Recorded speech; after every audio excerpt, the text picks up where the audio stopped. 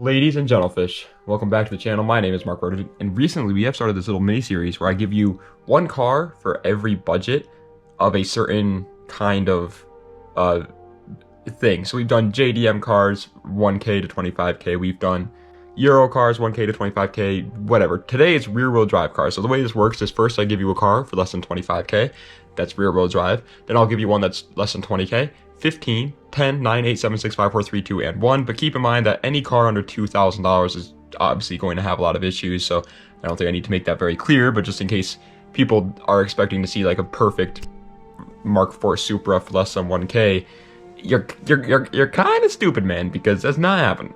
Okay, not happening. Anyway, guys, let's get right into the video with the first car, the best rear wheel drive car for less than $25,000, in my opinion. For less than 25K, I believe that the Lexus RC350 F Sport, which is just like a trim level of it, I guess, is a pretty cool option. The RC Lexuses are, like, obviously everybody likes the RCF because the RCF is really cool, but the normal RCs, like the base model ones, are really cool and they don't get any love. They come with a 3.5 liter V6, making 306 horsepower, and it is rear wheel drive. Pretty funny, actually, that that is the exact same engine and horsepower number that was in the 350Z. So, you know, not really that great in terms of performance for a brand new car, but still a very, very cool car. And on top of that, you're not really paying just for the performance when you're buying a Lexus RC. You obviously have the reliability of Toyota, you have the comfortability of Lexus, you have the luxuriousness of Lexus. It's comfortable, luxurious, reliable, and still somewhat fast and kind of practical because it has more seats than the Z. For less than 20K, however, let's talk about a more unreliable one, the Jaguar XKR. If you don't know, British cars tend to be pretty unreliable, and Jaguar is very, very British. They are the most British of all British brands. They are so incredibly unreliable. On top of that, it comes with a 5-liter supercharged V8, making 370 horsepower, and it is rear-wheel drive. Obviously very cool in terms of performance, but it's a motor, a supercharged V8 from the Great Britain. I don't think that's I don't know. I mean, you know, that's personally, I would be kind of trying to get a more reliable one. But if you're looking for just the strictly performance aspects of it and the flexing aspect of it, yes, you can get an XKR for less than 20K, which is pretty mind-blowing, to be honest, because they're kind of like supercars in a way, and you can find them for less than $20,000. There are a lot of cars like that, though, that a lot of people don't know are that cheap, and the Jaguar XKR is one of them. For less than $15,000, however, let's go back to Japan. Okay, let's go back to the reliable boys. As a matter of fact, let's go to probably the most reliable car company in the world, Honda, with their Honda S2000. That's right, buddy. You can find an S2K for less than 15K. It's mind-blowing, I know, but it can happen. It comes with a 2.2-liter inline-4, making 237 horsepower, and it is rear-wheel drive. It's obviously only available as a convertible, so if you don't like convertibles, and this is not for you, but it's an S2000, dude. They are beautiful, beautiful little cars. They kind of look, in a way, when they're stock, they look a little girly to me, but they're incredibly easy to make, modify them, and so you can easily make that look however you want it to look like. And it's a Honda. It comes with an inline 4. It's going to be reliable, good on gas. It handles amazingly, and it has 237 horsepower in a Honda too. That's very impressive. And it's a rear-wheel drive Honda. Like, all Hondas are front-wheel drive. It's just such a baller car. Now, obviously, for less than 15K, it's going to be hard to find one, but you can do it. For less than 10K, however, we are going to be talking about Germany. That's right, with the BMW 328i F30. These are already somehow less than $10,000, and if you're sleeping on them, hey, you need to wake up, because these things are sick. If you like the E92s, this is just the next generation of it. It's just as good. It comes with a 2-liter turbocharged inline 4, making 240 horsepower, and it is rear-wheel drive or all-wheel drive. I actually got to drive one of these because my friend Riley owns one. Shout out Riley. And so I actually got to drive this exact car, but it was an X-Drive, so it was all-wheel drive. And it's incredibly comfortable, dude. Everything on the inside is so fancy. I feel like I'm a freaking big-time CEO of Apple or something driving one of these things. It's just, they always have been good in that way, but BMW also has the added bonus of they're kind of sporty too. So you have the luxury of Germany, but you got the sportiness of Germany as well. So that's really a good combination, in my opinion. For less than 9K, let's talk about it. Let's talk about it. I don't talk about it enough. It's the Pontiac Firebird Trans Am 4th generation. You can even find a WS6 for less than 9K, man. It's hard to do it, but you can do it, and that's pretty sick. These are obviously the pretty much just a rebadged Camaro, but they're really cool. They come with a 5.7 liter V8 making 310 horsepower, and it is rear wheel drive. Very good horsepower number, especially for less than 9K, and especially for the time that it was built. This was like the early 2000s, late 90s period, and it was making 310 horsepower. Like, sign me up, friendo. You know what I mean? This is obviously not a great car for somebody that wants to do any sort of drifting or toge or time attack or anything like that, but if you want a straight line speed demon, this is probably the best one on the list, to be honest. Friggin' LS motors, dude. You slap a like turbocharger. It doesn't even have to be a real turbo. You could put a turbo whistle on the engine and it's gonna make 500 horsepower. For less than $8,000, here it is. Here it is. You knew it was gonna be here. What am I saying? It's the Hyundai Genesis Coupe. It's on almost every one of my lists, and that's because I genuinely think it's just such a good car for its price, dude. These things are so undervalued. They are so undervalued. It is mind-blowing. Like a sports car, a modern sports car for less than $8,000. That's rear-wheel drive. Sign me up. It comes with a 2-liter turbocharged inline 4 making 290 horsepower, and it is obviously rear-wheel drive. 290 horsepower in a car for less than $8,000 that's from 2010 plus, that looks really cool, has tons of aftermarket support for it, not for the engine though, but tons of aftermarket support for everything else. That's mind-blowing. That is mind-blowing. And on top of that, if you get lucky, you could find the 3.8 liter V6, and that comes with pretty much 350 horsepower, which is insane. It's insane. It's an insane option. I absolutely think that everybody should be buying these things. If you're looking for a straight line speed monster, do not pick this though. The motors are not good for making power. For less than $7,000, we're going to talk about another little bit of an underrated one here, the BMW Z4. The Z3 BMW is finally starting to get the love that it deserves, but even that car is still underrated. However, the Z4, it's just like people just like forgot it even exists. It's wild to me that people even don't talk about this car more often. They come with a 3-liter inline 6 making 225 horsepower, and it is rear-wheel drive. Now that is actually the same exact motor that came in the 330 Ci E46 of the time, which wasn't anything super great or anything like that, but that car was pretty popular. E46, 330 Ci, very popular car. The Z4 is a little bit more expensive, but a whole lot better in terms of performance. If you're looking for strictly a performance track car, and you pick an E46 330 Ci over the Z4, you're nuts, dude. The Z4 is just a better, lighter, lower to the ground, better suspension, better aerodynamics, E46 pretty much. For less than $6,000, this one's going to be a little bit hard to find, I will say that, but I wanted to put it here, and I did find a couple. They're just it's going to be hard. It's the Mercedes E55 AMG W210.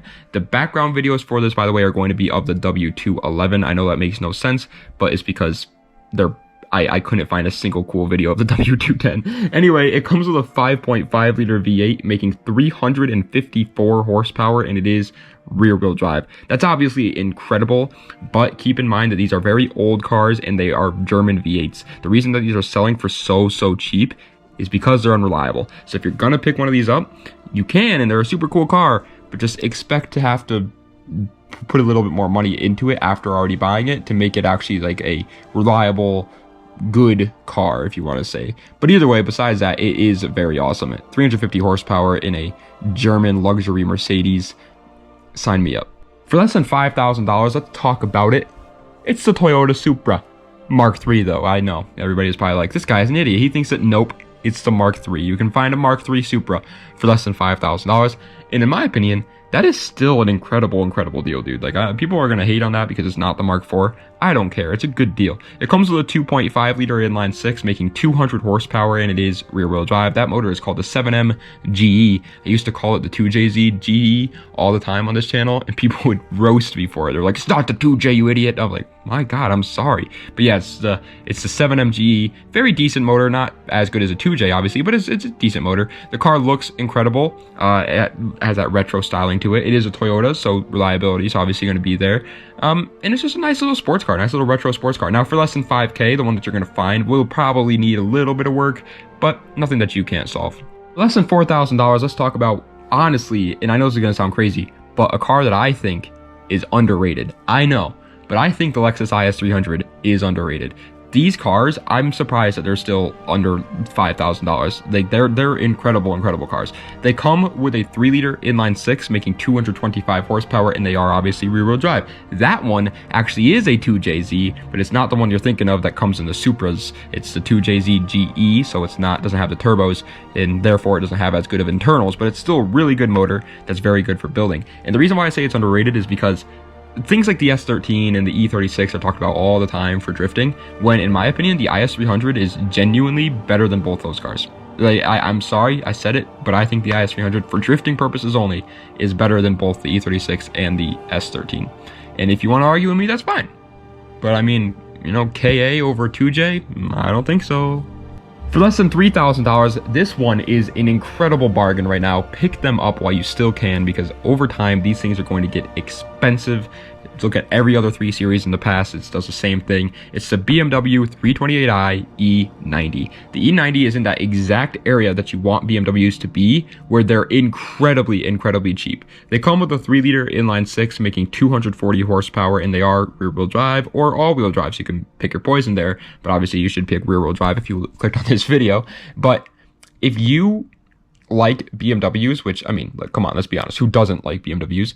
So if you like BMWs and you want a good, like, drift platform, but you don't want to buy an E36 because they're stupidly expensive, you don't want to buy an E30 because they're even more expensive, and an E46 is just a little bit boring to you, the E90 is ridiculously cheap and better than those options. Like, what? For less than $2,000, you can buy yourself the wonderful Ford Mustang GT SN95/New Edge. SN95 is the chassis code. New Edge is just a facelifted version of that chassis code. Same car, pretty much. Either one of them works. And if you can find it for less than 2K, it's a good deal in my opinion. However, keep in mind any car under 2K, especially a rear-wheel drive sports car, is going to be a little bit of a hoopty, to be honest. It comes with a 4.6-liter V8 making 235 horsepower, and it is rear-wheel drive. That's really cool on paper, but once again, once you actually get to see the car and you go and look at these cars, you're going to realize that most of the ones under 2K are going to need a lot of work, so that horsepower number is going to be a lot less cool. You can, however, buy a V6 Mustang SN95 if you wanted to. I'm not going to judge you, but other people will, so keep that in mind. But either way, you can find the GT SN95s for less than 2K. It's just a little risky. That's all I'm saying. Just be careful, buddy. Okay, Timothy, be careful. And finally, for less than $1,000, you can buy yourself like a Matchbox car. But if you want an actual car that you can sit in, the Volvo 240 is sometimes available for less than $1,000. Is it a good idea to buy a Volvo 240 for less than 1K? I wouldn't. I would save up your money a little bit until like around 3K and then buy a nicer 240. But in my opinion, the Volvo 240 is still just a great car. It comes with a 2.3-liter inline-4, making 115 horsepower, and it is rear-wheel drive. Obviously very slow for this list. What do you expect? It's a 1K car. The one thing I will say about Volvo 240s, though, they're very reliable and they're very safe. So even if you do buy yourself one for less than 1K and it's got a lot of miles on it, that doesn't necessarily mean that it's going to blow up on you. It just might be it might just look horrible. You know what I mean? It might just be a little bit of a Aruga car, an old man Jenkins mobile, if you know what I'm saying. So it's not the end of the world if you pick up a Volvo 240 for less than 1K. However, I do recommend just saving up to around 3K and then buying it. But ladies and gentlemen, that is the end of today's video. I hope you guys enjoyed. If you did, please be sure to like, comment, and subscribe to the channel for more. Thank you guys so much for watching. I appreciate it. A lot of you guys might have missed that video yesterday that I made yesterday, just saying. I put coilovers in the Integra, and a lot of you guys were like, oh, where's the Integra build? Just saying, it's over there. You know what I mean? If you missed it, go check it out. We put coilovers in that bad boy. It was a pretty nice time. Now, guys, I want to say really quick, I'm gonna try, mostly gonna try to upload at least one Integra build video a week from here on out until the car is done. But I want to make it very clear, I've never wrapped a car in my life. So when it gets to the wrapping portion, bear with me. Bear with me. There might be a couple days where I can't upload a video. There might be a couple days where the video is very boring because I'm trying to like upload something and I'm telling myself that I need to get it out, but I don't. And you guys, it's big things. So just I hope you guys understand and are ready for that when it gets to the wrapping process to expect a little bit of a slow down period. But anyway, thank you guys so much for watching. I appreciate it. Das Vidania, and have a nice night.